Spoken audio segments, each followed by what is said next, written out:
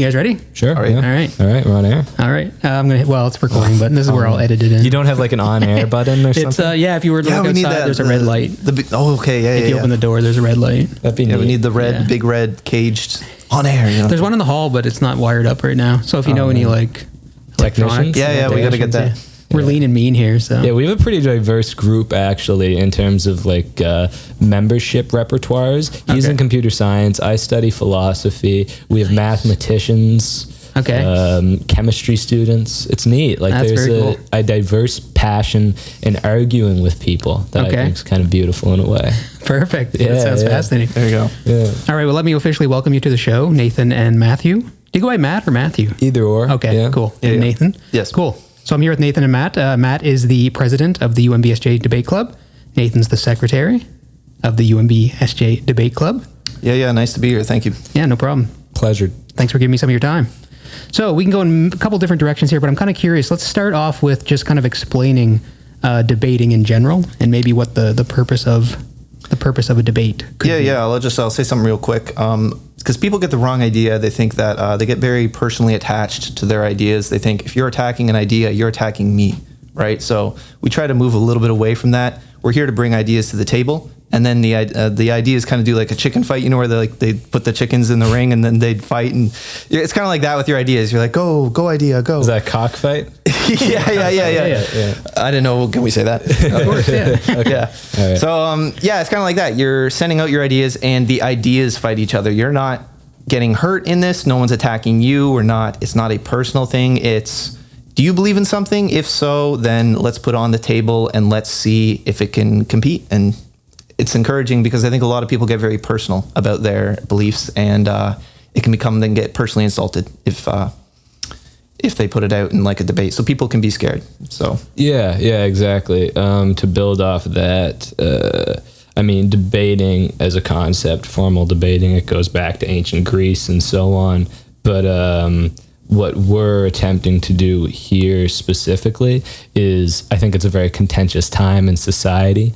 And like he was saying, we're seeking to combat ideas, not people. So we want to be able to get people in a room, get them talking in a relatively formal, officiated format, and see if we can potentially break down some of those misconceptions that people have about the world and other people's points of view. Because a lot of the time, what you see, especially, they talk a lot about straw man arguments that aren't true to the actual narrative or belief that the person holds. Mm-hmm. And a lot of what you see, especially on social media, is people arguing about things that aren't really reflective of what the argument actually is. And that can be problematic. Right. Okay. So that's something we're looking to address. Yeah. We're like, I think it's important to have an elevated conversation where it's not just people on Twitter, just kind of spamming like smarmy quick messages. We want like an actual conversation where people can be in person, can engage with the other person and treat them like a human. It's not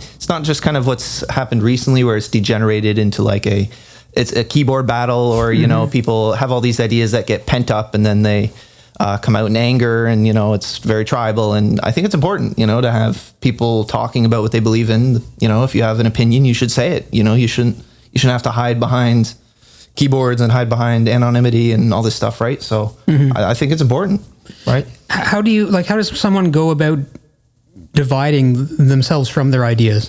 Yeah, so we have a very important technique that we do, which is when we choose the positions. So there's the affirmative position and the negative position for an argument. You say like, is violence good or bad? So you'd say violence is good. That'd be the proposition, the positive, and then you'd have the opposition, negative, which would say violence is bad.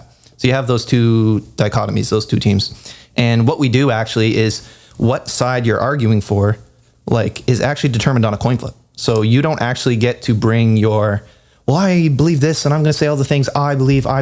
You're arguing a position kind of the same way that you would play a chess game. You're just kind of playing the cards that you're dealt. It's not personal. It's developing a skill around argumentation, and the audience still gets to kind of hear. You still get to hear like, oh, they're representing my position.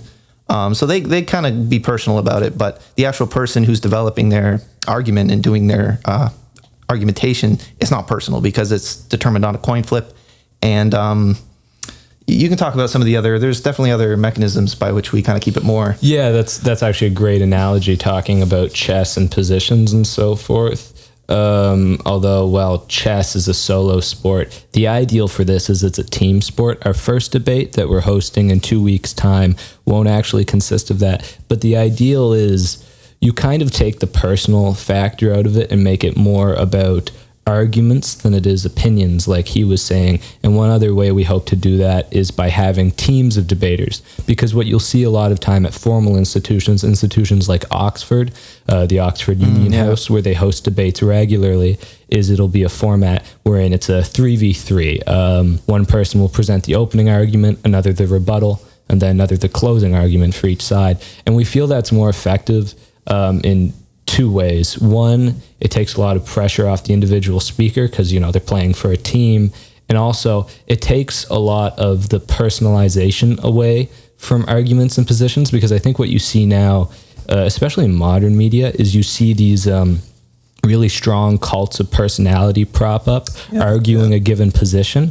And the problem with that sort of discourse is it becomes more personal than political, wherein you have, say, a really compelling public speaker, and people care more so about how the speaker comes off than what they're saying.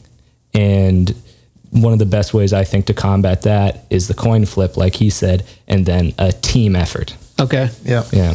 Very cool. So would it be fair to say that most people, when they think they're arguing or debating amongst themselves, they're actually just trying to protect or defend their own opinions?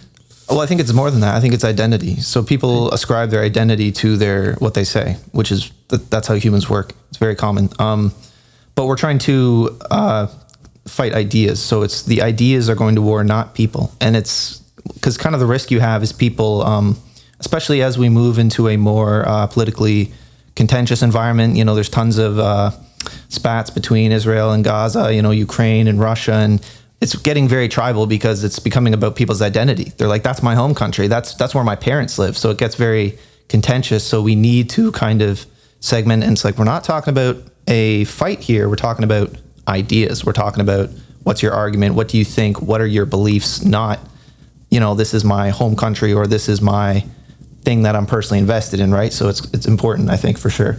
Okay. And I just wanted to add one more little detail to how we keep it more away from personal stuff. Sure. Is what you'll see online is you'll see a lot of people in a one-on-one where they just kind of attack each other, and there's a lot of overlapping of conversations and people interrupting one another. And what we're doing is more a formal debate. So it's like we're gonna have times. Okay. So people have 5 minutes to speak, or what is it, 10 minutes? 10 minutes per argument. Okay. Yeah. So yeah, we'll do 10 minutes, and then the other person gets to go and do their rebuttal for 10 minutes. So it's kind of segmented off so they don't get into like a fist fight and don't start attacking each other. You know what I mean? So it's different. It's not like what you see online where it's just two people yelling over each other. It's not a presidential debate. You know, it's like a real debate where it's segmented and you want things ordered and there's a little bit of respect for the institution, and you know, you're coming there respectfully within your time and not there to yell and all that shit, right? So, Okay, very cool. Yeah. And that kind of gives you a place, or gives everyone a place to bring up like maybe uncomfortable ideas? Is that hopefully. One of the benefits? I would like to. I mean, to actually add to that, the ideal is the way we have this organized currently is people can anonymously or semi-anonymously, depending on whether or not they care to, propose topics. They can contact me or via email, essentially suggesting this is something I want to talk about. Mm-hmm. And then that way, from there, we can organize the debate completely separate from the individual, and that specific person who got to see their idea come to life because of popular support and interest. They then get the gratification of watching people argue an argument they wanted to see, which is kind of the beauty of this being like a small grassroots debate club. Okay. Everyone gets a say, every single person, if they have an interest, in offering up an idea, they can do just that. Okay. Yeah, if you want us to debate Pokemon Go and why Pokemon Go is the worst thing ever, we'll do that. We'll debate whatever. Like, that's the other part too. Is okay. I'll go research and find out anything, and even if I do not care about it at all, I'll go find out and I'll care about it for you. Like, we're representing other people's beliefs too. That's another part of it too, where you're not just saying what you believe in, you're representing other people who share that position. So if all the Pokemon fans want to submit their requests to our emails, go right ahead. We'll debate that. We don't really care. Okay. Well, that's actually only half a joke. We had a list of topics before we coordinated the first debate, and one of the suggested topics from one of our members was, is Pokemon Go a societal good? Okay. The idea being that you have the benefits of it inhibiting obesity by getting people out and moving, and then simultaneously the inverse being that you see people trespassing on private property because they're trying to catch a Charizard. So Interesting. I thought I heard, this is not to go too far down the Pokemon road, but I thought I heard Pokemon Go was originally like a different application. It was supposed to be like some sort of tracking or application, and then it didn't fly, so they rolled it into Pokemon. Yeah, that's how they don't tell anyone that. But they are using that information, that like where you go is not. But I was thinking it could be even more malicious than that, because I was thinking about this and I'm like, this is actually really funny what the Pokemon Go app does, because there were these museums, okay, and there would be rare Pokemon inside the museums. So they would get people to have to pay to go in the museum to get the Pokemon. So they could like artificially force people to go where they wanted them to go. So like if you're the CEO at Pokemon Go, right, you can just like, oh, I want to place a Charizard in New York City Square. And then you can get 100 people to all flood into New York City Square, all chasing them. And you're like, all right, now go here, go to this pizza shop. And then, but yeah, anyway. So you could have a healthy debate about Pokemon Go. That's what I mean. Yeah, we'll do anything. Yeah. Okay. Yeah. Okay. Interesting. So, are you folks, I'm curious, like, given your age, like I'm near 40 actually. So I'm probably like 18 years older than you guys, at least I'd imagine. Right. So I'm curious, like, are people your age group nervous or like concerned about what they are and aren't allowed to say? I would say definitely. Yeah. I definitely am. Like, outside of debates, I would not share my true opinions, because you can get canceled, you can get recorded, put on social media, you could lose your job, you could have, do you know what swatting is? I do know, Okay, so you can get people swatted, you can get them doxxed, like there's actual consequences. It's not a joke in a lot of senses, like there are actual consequences to people. And I would say if you have controversial opinions, I would not recommend, I would recommend that you be careful and you think about the people in your life and your family. And it is definitely contentious in the modern day, like around the world, here in the US. It is very much a big problem, is we don't know how to have civil discourse and actually do it without legitimate risk. Like there is legitimate risk to people who want to share what they believe in. So we kind of hope to offer something of a sanctuary, you know what I mean, for people who want to actually talk what they want to talk about, so. Yeah, to build off that, once again, speaking from my own experience and then what I've tried to do with this debate club as well, it seems like more and more so the medium is the message, so to put it. Like, for instance, in spaces like Instagram and Facebook and such, even Parler might be an example of that. There is this sort of monitoring of speech where it has to be filtered through a certain lens. And since so much of our conversation nowadays is occurring through these social media platforms, and then additionally we see laws regulating certain types of speech in Canada and UK and other countries, speech is actually something that is increasingly under threat and under fire in our world. So I think it's very easy for people to feel intimidated to come out and express themselves. And then let's also acknowledge the reality, we live in a digital era, so people are that much less adept at communicating themselves naturally, consequentially, because they spend so much time on social media. So from my own experience with the debate club, what I found is we had probably 10 or 12 people at our first meeting. But of that 10 or 12 that showed up, maybe 3 or 4, Nathan and I being among them, spoke. And the hilarity of that is, over email, all these people were messaging me ideas, talking about how they wanted to do different things with the club. But when you actually put those people in a room and ask them to communicate with each other, because of the potential social fear of what they say being questioned by others, they're hesitant to speak. And that's something More so. Yeah, you know this is true because you go into a classroom, the professor says, hey, who did X? Or the professor asks somebody about X, like, did you do the homework? What do you guys think of this?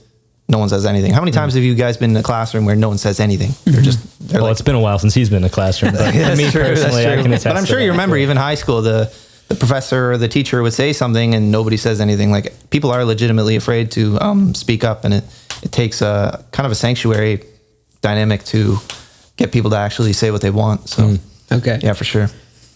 So would that be one of that would be one of the causes or reasons you started or looking to start the debate club? So the reason I originally, I guess, drafted the idea, it would have been back in August. And I was sitting around in a cafe with a good friend of mine, and we got into a dispute over some arbitrary topic.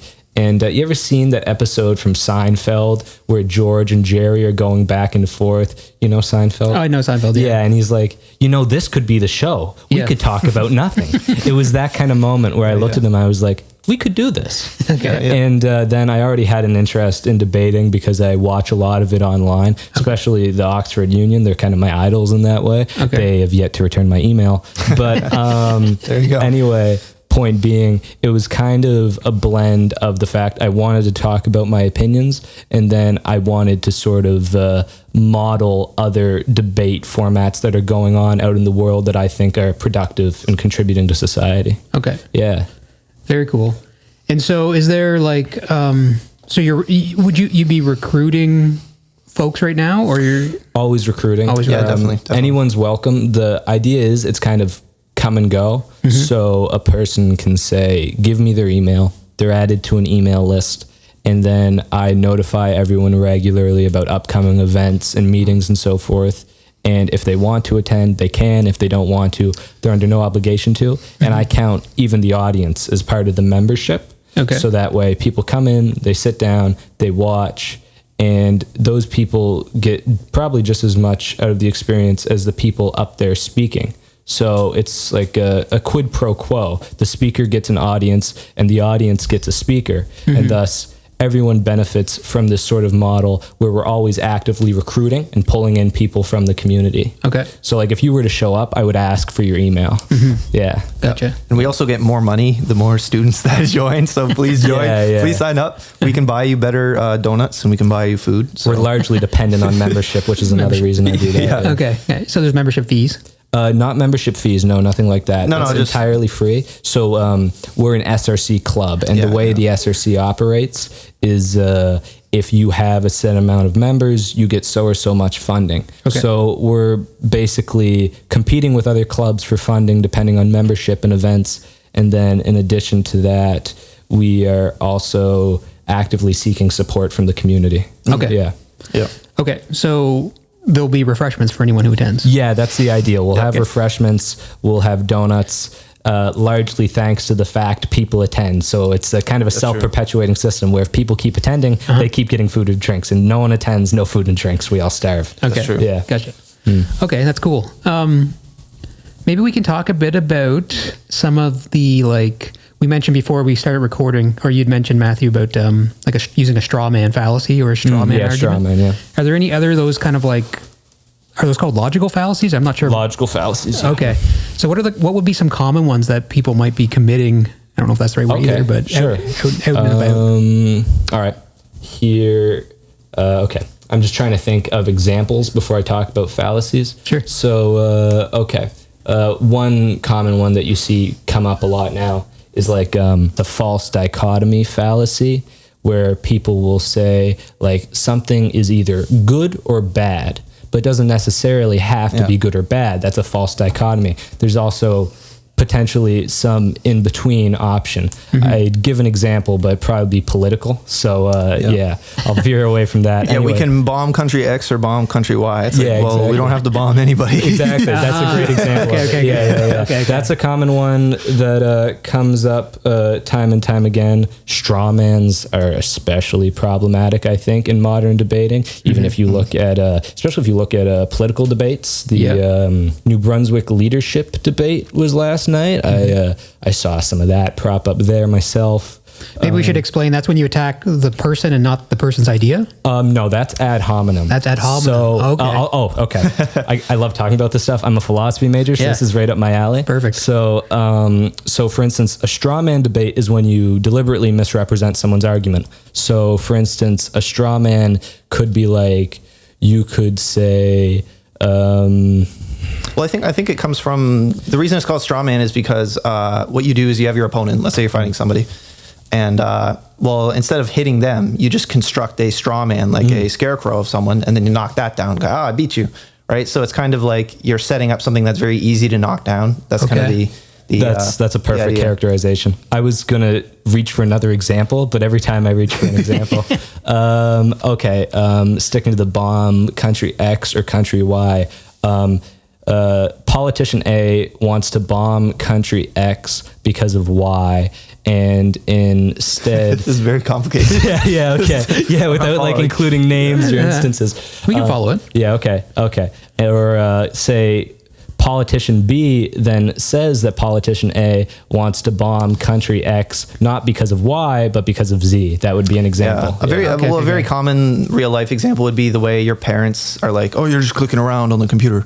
What are you doing on the internet? What are you doing all day? You're just wasting time." So the parent is deliberately portraying you as a dumbass. And you're like, well, no, I'm actually doing work. I got friends on here. I got my life on here. I got stuff I'm doing. That's actually important. So yeah, people do that all the time. So that's a good example. To touch on ad hominem, because that comes up a lot, especially now in the context of the U.S. presidential election specifically.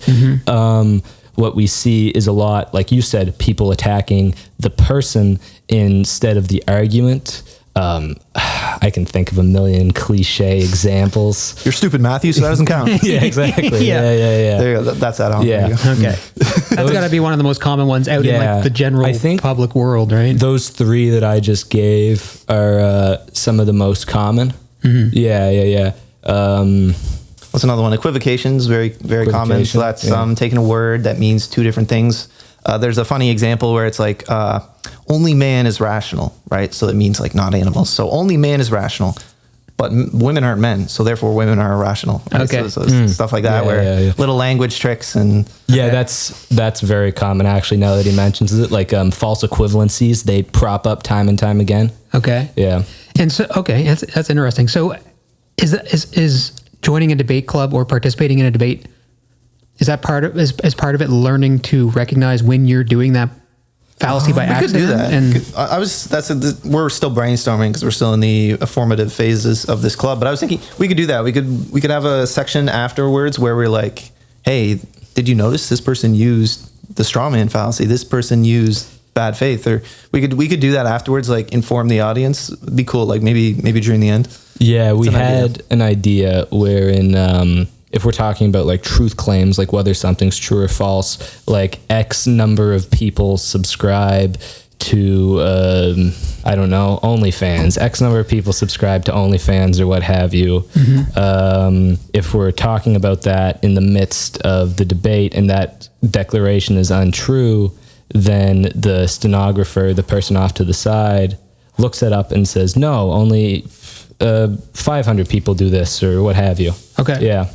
So would that be kind of like a fact? You have a fact checking situation? Yeah. Okay. Yeah. That's happening live in the moment, like as people. That was the idea. We're trying to organize that because we don't want people like mid sentence being cut off and be like, well, actually, But it's a work in progress for sure. Yeah. Okay. Yeah. Because I was going to ask if like debates have some sort of referee or score system. Like how is it determined who's winning or who is the winner? Yeah. So the idea there is we're following the Oxford Union model. What they do at Oxford Union is they'll have a poll before the actual debate wherein they see how many people are for or against the argument to begin with. So say with our upcoming topic, banning speech is problematic, we'd gauge how many people believe banning speech is problematic and how many believe it isn't problematic.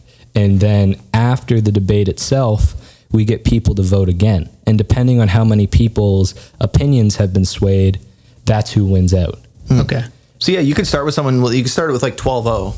Everyone disagrees. 12 people all disagree. And then even if just one moves over, so now it's 11-1, well, it moved in favor of the opposition. So now it's actually a point. So even though it's still 11-1, it moved. It's how the needle moves, basically, is what determines who wins the debate, is whether you can sway people away from their previous position. Yeah, the way they do it at Oxford Union is especially interesting. The hall they have at the Oxford Union Hall, it has 2 doors. And above one door, it's like, I don't know if they still do this. I know they did historically, is it would have nay, and the other door would be yay.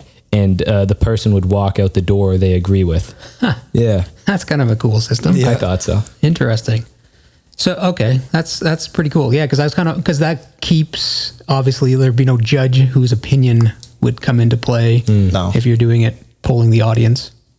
Yeah, and it's based on the audience. So we need you audience members in there. We need you to make sure we're not getting off track. We need audience members to judge the debates for us. And the audience takes an active role in these kind of debates. They're not just sitting there to watch. They're actually contributing to the polls, and they're contributing to the topics. So if you were to join our debate club, guys, you will have an active role. You'll actually be participating.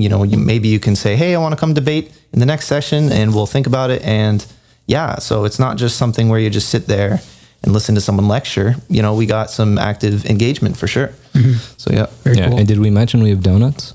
Donuts and drinks, right? Yeah, donuts and drinks. And drinks. Yeah. Assuming people come. The more people that come. That's a big promise, Matt. I don't know. We're going to hold you to that now. Yeah. Refreshments are key. They are. That's true. Yeah. We can have a debate about it. So, do you anticipate any pushback if you try to tackle difficult topics? I've thought about that a bit, especially we have a sort of informal agreement not to say we won't discuss these topics, but if there's a topic that's especially contentious in the media, we aren't going to address the topic directly. We'll kind of dance around it, keep it more abstract. Like, say, for instance, you want to bomb country X because of Y. Instead of talking about why you want to bomb country X because of Y, we might talk about, is Y true or false, Okay. Something like that. More about the ideas than the actions. Yeah. So okay. And obviously we're not going to advocate for anything that opposes human rights. So don't worry. University, we're not going to be arguing for fascism or arguing for anything like that. So don't worry. Yeah. According to our agreement with the SRC as an official club, we have tight regulations around what we can or cannot discuss. So, okay. Yeah. We want to come off a little bit professional, right? We're not here for people to start yelling at each other and going crazy. This is a organized, kind of friendly, inclusive, system so that people can contribute in a civilized manner. It's not messy, right? Okay. So yeah, that's the idea. Very cool. One thing, I don't know if this is necessarily about debating per se, but like it seems like it's really easy to, like a lot of the speech online or the arguments online, everything goes into the negative. Even if someone posts something positive or says something that's like complimentary to a situation or to society, it's like if you look at the comments or you look at the conversation that develops, it instantly turns negative. It's all deconstructionists. Yeah. Well, actually, yeah. Now, is that does that come up in debating in any way, or is that just? I can only imagine it will. Yeah. Well, it comes into play in the sense that when you have the affirmative and the negative is much easier to argue. It's very easy to deconstruct something and say, well, actually, because the onus is on the positive to prove why it's true. Like if I'm arguing you against, you're saying Coca-Cola is a good drink. I don't actually have to say it's bad. I just have to disprove you. So I only have to cast doubt on your argument. So I think that's why people do it online. You'll see people always say negative things, deconstructionist things. It's easy to do. It's hard to pose a solution to things. It's very easy to deconstruct things, but within the debate, it's forced. The roles are forced, so you have to. Apologies. All good. Yeah. He's a busy man. Some Beethoven or Mozart? Yeah, Beethoven. Nice. Yeah, man. You're on the SRC, aren't you?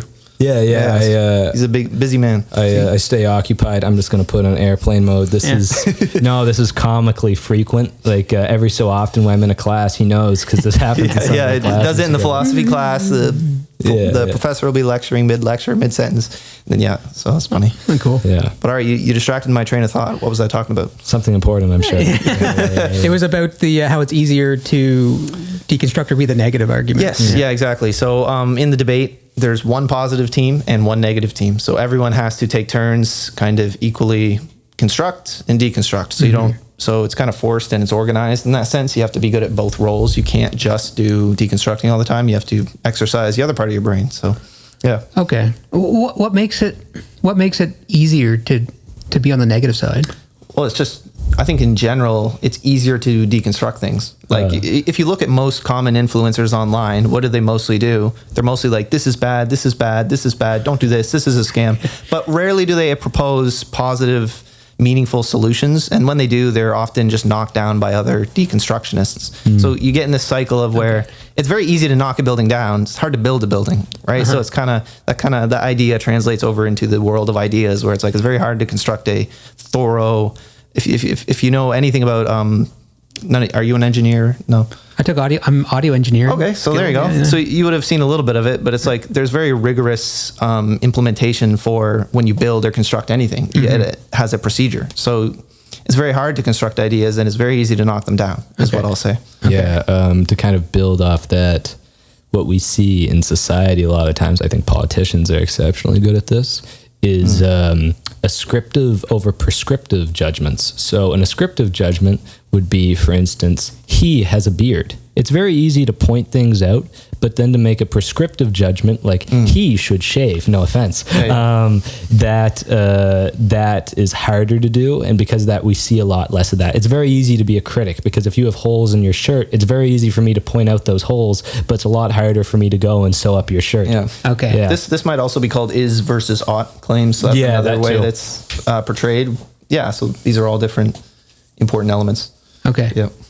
This is interesting. Okay. It's a lot, eh? It's a lot to think about. Well, I can remember someone saying it's like, it's easy. You could, like, people want to tear down the whole system and they don't even keep their own home in order or whatever. You know what I mean? Yeah, like, so I guess that's interesting. It's very easy. Peterson? That would be, Dr. Peterson, yeah. Clean your room, yeah. yeah, clean your room, yeah. Good advice. Hey, yeah. Well. Yeah.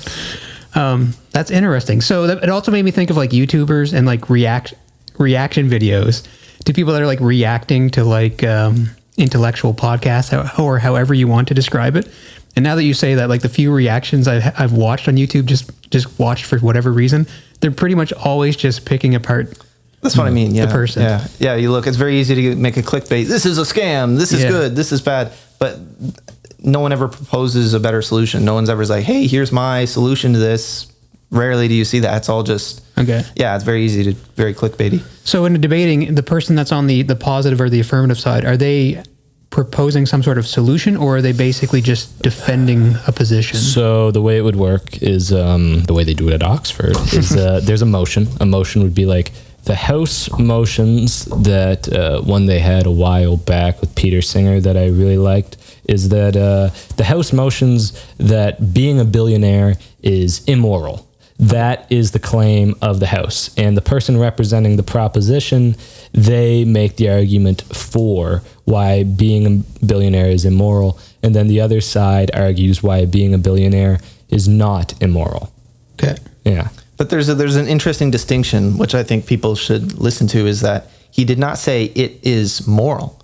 He's saying it's not immoral, right? So what you're doing is you're playing the kind of the devil's advocate. You're kind of playing a deconstructionist role as the negative, whereas, like you were saying earlier, you are defending a position. You are taking something concrete and you're trying to either build up an idea people can ascribe to, or you're trying to defend it, one that's already there, right? Okay. So there are like definitely different roles for how you go about doing these.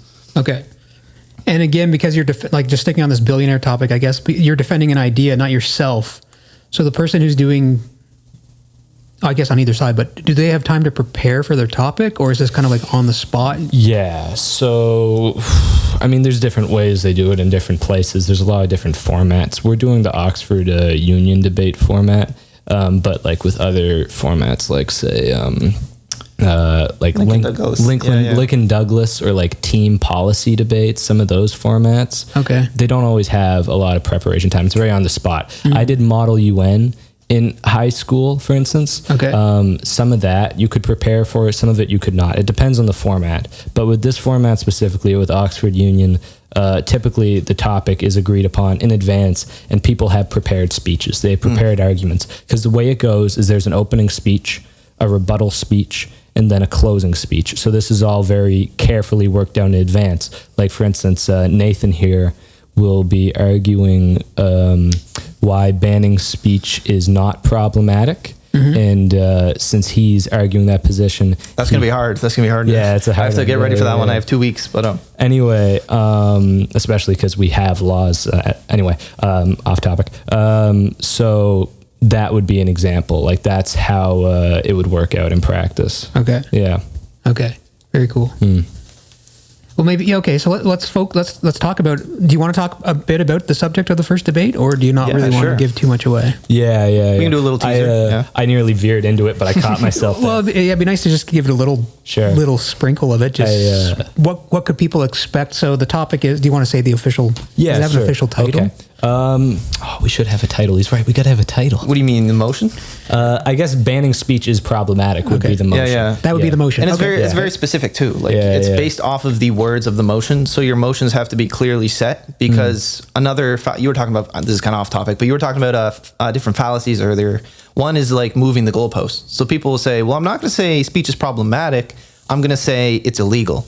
Those are two completely different topics with completely different arguments. So when you set the motion, it's very specific. You're like, well, you have to use the exact word. Can't change the words. You're not allowed to change the goal to, talking about whether or not it's illegal or whether or not it's good for society or whether it's a nice thing to do, right? So okay, that's interesting you said that because once you said that, it made me realize that I think I was assuming the word problematic meant illegal. Right. Like I caught myself being like, that's right. Problematic doesn't mean illegal. And that's a tactic people will use during debates is, do you know the online streamer Destiny? Just kind of recently, actually. Okay. Yeah. So he does this all the time. He will take someone's position and then he'll move it to a completely often political take away from ideas. So yeah, you got to watch out for this. People, if you're in your own personal lives and you see people talking about things, you got to make sure they don't move the goalpost on you. So. Destiny isn't watching this, is he? Yeah, me and him are buds. First name basis. Yeah, that'd be so cool if we could bring on online creators. Yeah. Well, not now. We're not getting Destiny. That's for sure. I'm not ready for Destiny. You're not ready for Destiny. I have 100 years of training left to do. Yeah. Okay. Actually, in the future, we would like to get like people from the community, people who have strong, outspoken opinions. Some of those Facebook warriors to get in the debate room and really hash it out. Yeah. But anyway. Turning to the topic, so I'll be the moderator for the first debate. Okay. So I'm technically what's also called the chairman. So I introduce the topic, I introduce the speakers, and I facilitate the debate. I ensure that there isn't any issues with the way it's being delivered, any violations of protocol, and so forth. Okay. So when I go in there as moderator, I'll talk about speech. I'll talk about, I haven't thought the speech out yet, but, the main concern with speech currently in this current climate, I kind of brought it up before. There's a lot of different ways in which speech is policed, and that can prove problematic, not to show my evident bias on it. But for instance, a lot of the time what happens is, say, on social media or some such thing, they'll ban advertisements about tobacco products because they want to prevent people from smoking. And then when you don't have those advertisements, people are, and this is something that actually happens, this isn't something I'm making up, it was a debate in the UK on Piers Morgan. They were talking about how when you ban like those advertisements around those sort of products, so people don't know what they are necessarily. That's true, yeah, because there's health information. Yeah, right. It can pop up where people will actually smoke more frequently as a result. Things like that. Like there are some fundamental issues around how we police speech, and this is particularly relevant in the UK and Canadian context, wherein, for instance, in Canada, we have certain laws around hate speech, what can and cannot be said. And of course, we also have commercial speech regulation, like around tobacco products specifically. We're starting to see more of that around vape products as well, although that's still less regulated. Yeah, we don't have really like a constitution the way the U.S. does. Like, we don't have a formal document that protects all that. They could change a lot of the free speech laws at any time. Like there's no First Amendment. And you're seeing the same in the UK now too, where they have increasingly tight regulation around, I'm not the best person to speak this, around what you can and cannot say, wherein if people say certain things in the confines of their house, or at least this is how people are talking about it out in the sphere, I actually don't know the credibility of some of these claims, but there's the possibility that if you say something in your house and it has a certain intonation, a certain inclination, you could be arrested for that. Well, I know China. Yeah, China too. China's a big one. Yeah. Can't say very many things in China. Yeah. Okay, so that obviously, the fear leads to self-censorship, which I personally, this is me putting my own opinion, but I think self-censorship is, and I'm guilty of it all the time. I think it's pretty dangerous. To build that into society. Yeah, and there's nowhere to go. Where do you go? Yeah. You can't do it out with your friends often. You can't do it with out in a public setting. Someone might overhear you. Even online, something you say on Twitter might get put in a screenshot and then brought against you 10 years later, So there's nowhere to really go. But if we can kind of create a more... the nice thing with, I think, of debate clubs is it's formal. So we're not just some ragtag Twitter account. So you can't really just... so it's kind of a defensive keep for ideas, meaning we're kind of using the formality and the structure to kind of say, hey, we're a legit thing here. This is where people come to legitimately express their ideas, not rant or spurg or anything, right? Okay. So, and I think that's important because it gives the legitimacy to people expressing their ideas, and you can't just hand wave them as, Reddit posters or Twitter monsters or whatever, right? Okay. So I think it's important. Yeah, so... banning speech is problematic. I'll have a much better speech for the actual debate for anyone listening. But it's an issue that's increasingly coming up in our media. It's coming up in our policy. And it's something that is readily debated online. And for all of those reasons, we think it's a topic that's worthwhile discussing in a formal setting. Okay. Yeah, have you noticed YouTube? Have you guys had any of your YouTube comments deleted? Not in recent memory, no. Okay. What are you saying on YouTube? Well, I do a little bit of creation. And I do know that there are moderation settings for your content. So if you do not turn off the moderation on YouTube, it will by default censor a lot of your comments. About 20% of your comments get censored just for having basic swears in them. So, and creators don't know this unless they are specifically looking for that setting. So yeah, YouTube is doing this already. They're just straight out banning things they don't want you to say. And obviously, guys, you must know all over the news, stuff gets hidden and deleted, and there's censorship everywhere. Like, this is a big, I'm sure everyone listening has heard this before and knows at least one or two examples where something big, something online has been censored, and it's everywhere. So we thought it'd be a good topic to kind of kick it off with for this debate. Yeah, I agree. It's I'm curious to hear what. Are you coming? I would like to come. Yeah. Yeah, Wednesday. Cool. Okay. Let's drop just to advertise. Yeah. It's October 9th at 4 p.m. in Irving Hall, room 105. Mr. Law here will be arguing for the opposition, and Yep. Do I have this right? Yeah, okay. Mr. Law here will be arguing for the opposition, and Anson Green will be arguing for the proposition that banning speech is problematic. We'll have coffee and donuts, and we'd love to see people there. Very cool. And it's free admission. There you go. Yeah, free admission. Anyone's welcome to attend. Free you food. don't see that at a lot of actual formal debates. Okay. For instance, Jordan Peterson and Slavoj Zizek, two very famous intellectuals, did one in, I believe it was Toronto a few years back. And that was something you actually had to pay to attend. Okay. Like a lot of the bigger name events, those are charged. Those are something we're you pay not for. Cool enough yet. We can't charge people. Yeah. In the future, though, no. In the future, come on, you still can. Yeah. Okay. So it's open to the public? Yeah, it's open to the public. Anyone's welcome to attend. I mean, it's on the university campus. Yep. You're all free to engage, whoever's listening. And we'd be happy to have you there. At the end, there will actually be a short Q&A period wherein you can ask the speakers specific questions that aren't, let's say, targeted. And that will be your contribution. Yeah. Okay. Yeah. Do you have any plans to stream it online or make it available after the fact? Will it be recorded? We thought about that, but I've opted against it, at least for this first debate, only because, it's preparatory. We're still feeling it out. We're still working out the fine points of the format. And the the beauty of the Oxford format, the beauty of a lot of debate formats, is they have all these clunky extras that sit in documents somewhere. And I've kind of shaved down the fat off this model to keep it very simplistic. And for that reason, we're still trying to figure out, I'm just sticking with the analogy here, how much of this meat we have to cook, how much of this actually works and is effective. So this first debate, since it's kind of a test debate, we aren't intent on recording it, but in the future, once people are more comfortable and the debate format's more effective. And not everyone has experience. Like That too, So if you're listening and you're like, oh, I've never debated before, I don't know what ad hominem, syllogisms are. You don't need to. Like lots of people who are in our executive council don't have experience doing formal debates. So you don't have to worry about that. And it's just really for you to come and express your ideas. There's some rules, and if you can follow the rules, you're good. But you don't have to worry about coming super prepared for some kind we want everyone logic class beforehand. We want everyone to get an opportunity to speak is what I meant. Yeah. Okay, cool.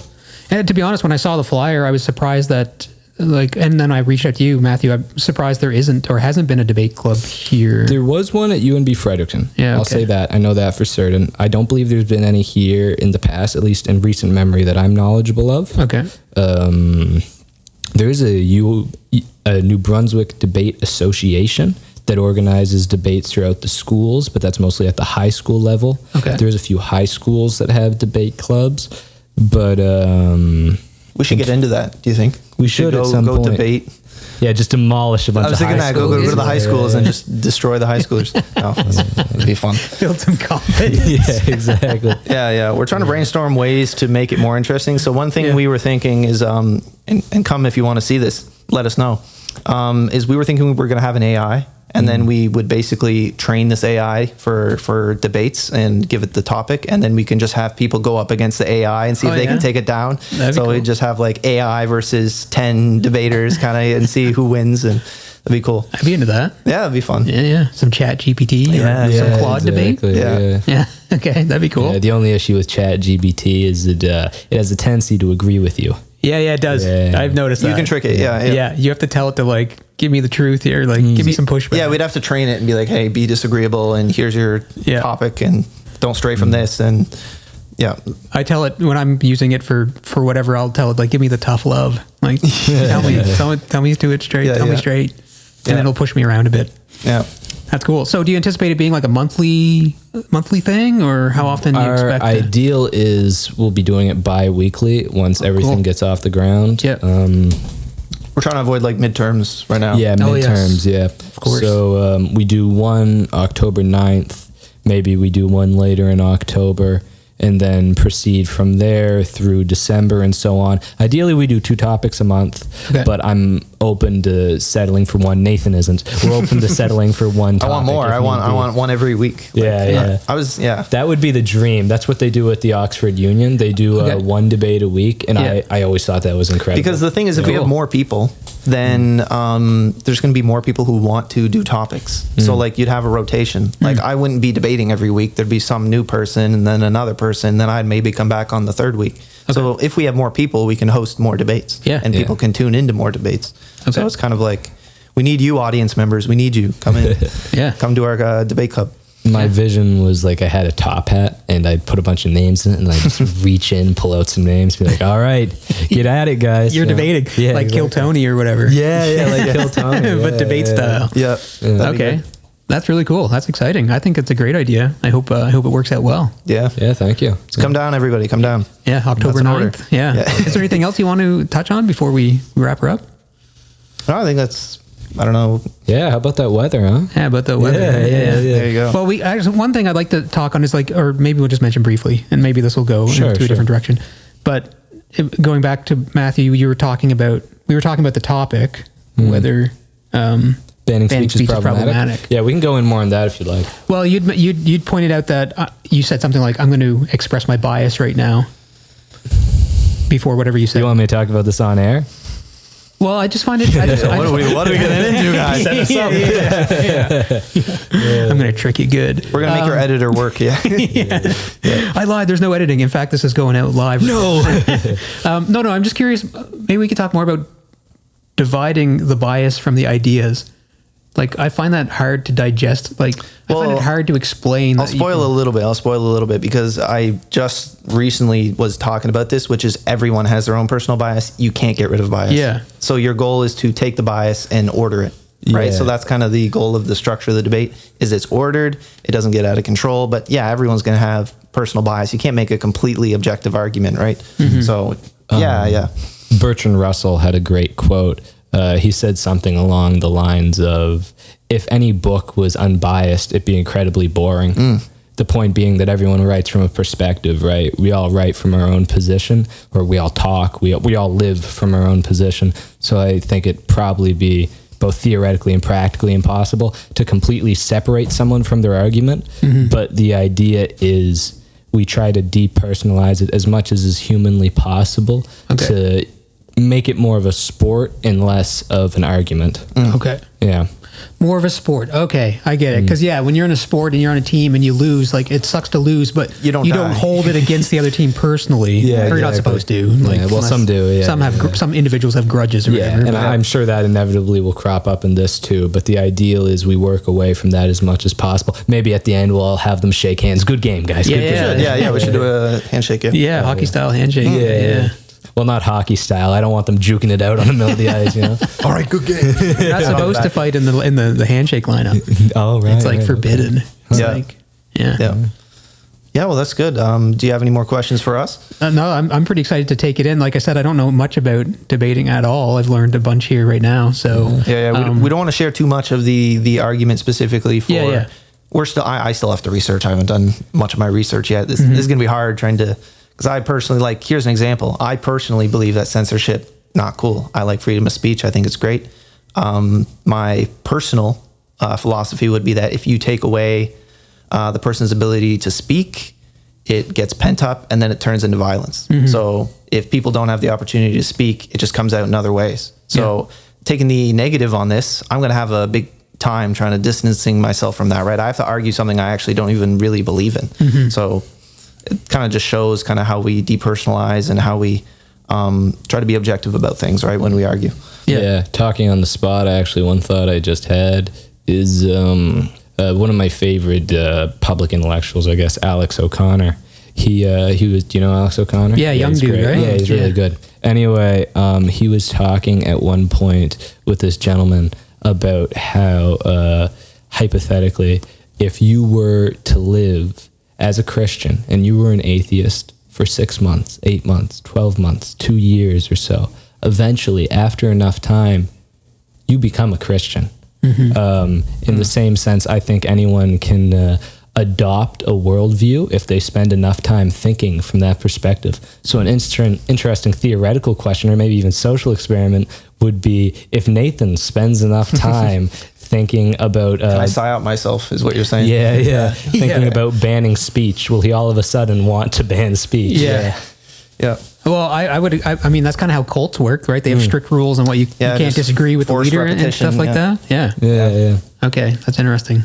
Yeah. So I'll have to go check. I'll go live in CNN and I'll go live in state-sponsored media realm and just listen to hours of that for the next. Well, that actually reminds me of an experiment I did years ago, like in 2010 or something.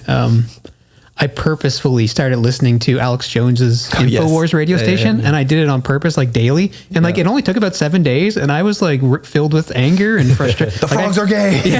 I felt it. I felt it in my body. I was like, whoa, it did it to me. Like, if you're listening to this for months on end too, like you're going down you're going to a place. That's just how it is. Yeah. And of course you could use it for the good too. If you're listening to positive affirmations, I'm sure it goes in that direction too. And I think too, if you're a critically minded person, which is probably a small portion of the population, but if you can adopt both viewpoints, that can be even more so beneficial because you can see both perspectives. You can see how they're sort of relative to one's position in life. And I think that can be highly emotionally and intellectually beneficial. Yeah. Like I have a rule, which is you don't get to disagree with a position until you have both sides understood.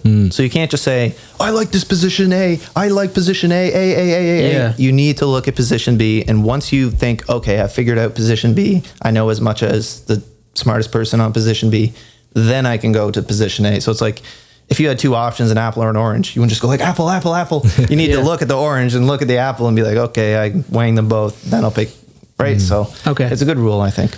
Yeah. So okay, kind of like I heard people mention like a steel manning concept. Is that? Have you heard That's of that? very, yeah, Steel that's manning? another term. That's not a real term. It's a more modern term, steel manning. Oh, okay. It's like kind of It's the opposite of straw man. So it's where you take your opponent's argument in good faith, Yeah. which means like you represent it as best you can. You give them the benefit, all the benefits of the doubt, and then you present it, and then you knock it down. So it's like a good way to make sure you really kill their argument if you can defeat the steel man, right? So Talking about something similar too, based off what he was talking about. We mentioned destiny before. He has this point wherein it's not all that nuanced, but basically the idea being that a lot of people don't ground their arguments. They don't base them in anything solid. Like people are very quick to moralize and make emotional connections about the world, like say murder is wrong or some such thing. But not to get overly philosophical, but those are largely a result of culture, of certain belief systems and so forth. So I think it's very important on some level that you critically analyze your own beliefs and make sure you can substantiate them before you argue them. okay. Yeah. That's okay. Interesting. I'm reading this book called The Righteous Mind by Jonathan Haidt. okay, yeah, And I'm like only about a third of the way through it, and he's kind of weaving that like moral philosophy stuff, and he kind of touches on that. Okay, that's very interesting. So that's a cool book. Yeah, another good book I'll recommend.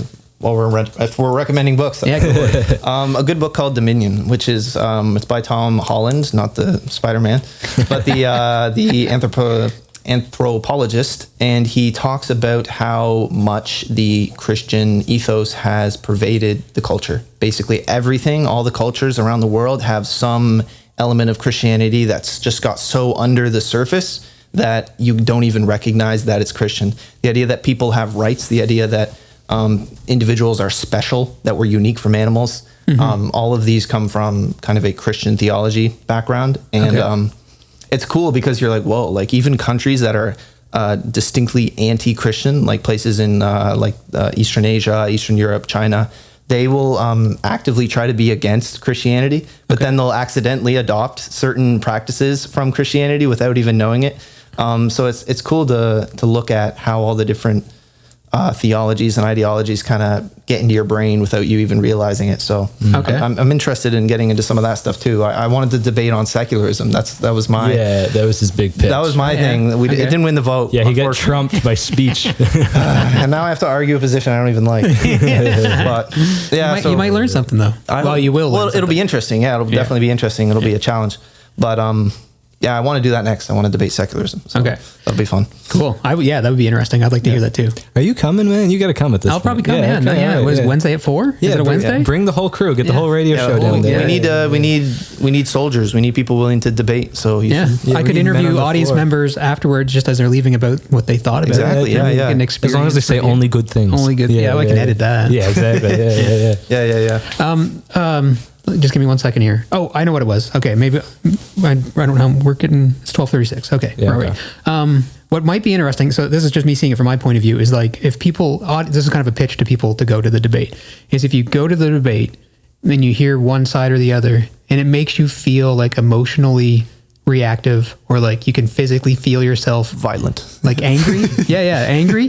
That's a moment to recognize that maybe your emotions are taking over, and like you're not thinking about the idea, you're like reacting because of some preconceived notion that it might be a way to like work on yourself in that way, you know? That's a good point. I would say like debate clubs in general are not for people to conduct ideological crusades. It's for people to learn and for people to understand and see other positions on the aisle. And it's not just there for people to go, I gotta go for this, and you can't just be like closed-minded and come in here and kind of spurg about whatever, right? You gotta be open to perspectives, right? So it might be a way for people to discover that they are accidentally closed-minded.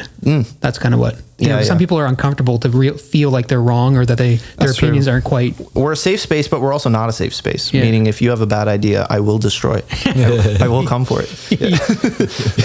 Okay. Yeah. Cool. All right, that's awesome. So October 9th, 4 p.m.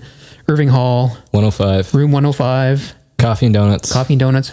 Banning speech, Whether- is it or is it not problematic? Yes, whether banning speech is problematic. And if you want to look at it, guys, it's just free coffee and donuts, and we have some seats for you, and we have some people arguing in the background while you eat your donuts. That's all it is. Perfect. There you go. Awesome. Yeah, Thanks a dinner lot, and a Matt. show. All right. Yeah, dinner and a show. Yeah. All right. Okay, it's been a pleasure. Yeah, thanks, Matt. Thanks, Yeah. Nathan. Yeah, We'll do this again sometime. Cheers. Of course. Awesome. Thanks. All right, ciao.